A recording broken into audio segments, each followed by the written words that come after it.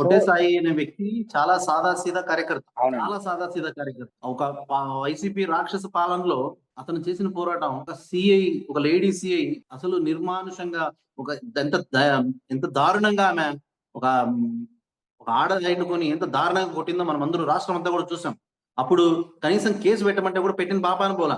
హ్మ్. అదే కార్యకర్త కోసం కార్యకర్త సాయి గారు. కొట్టే సాయి అనే వ్యక్తి ఒక కార్యకర్త. ఆ రోజు ఆ కార్యకర్తని ఒక సీఐ కొట్టడంతో కేసు తీసుకోకపోతే సాక్షాత్తు పవన్ కళ్యాణ్ గారు ఆ రోజు తాడేపల్లిగూడెంలో నుంచి డైరెక్ట్ గా శ్రీకాళహస్తికి వచ్చారు. అవును వచ్చారు, సార్. నిలబడారు, ఎస్పీ గారితో మాట్లాడారు. అయినా అప్పుడు ఆ ప్రభుత్వం అది రాజారెడ్డి రాజ్యాంగం అనుభవిస్తుంది కాబట్టి వాళ్ళు హ్మ్. తగిన న్యాయం చేయలే పవన్ కళ్యాణ్ గారు వచ్చినా కూడా. కానీ అవును సార్. ఈ రోజు పవన్ కళ్యాణ్ గారు అది మర్చిపోలే. శ్రీకాళహస్తి అంటే ఏంటంటే రాయల సీమలో తిరుమల తర్వాత మీరు ఏ విధంగా చూసుకున్నా చాలా పెద్ద ఒక సంస్థ, ఒక వ్యవస్థ శ్రీకాళహస్తి టెంపుల్ అని.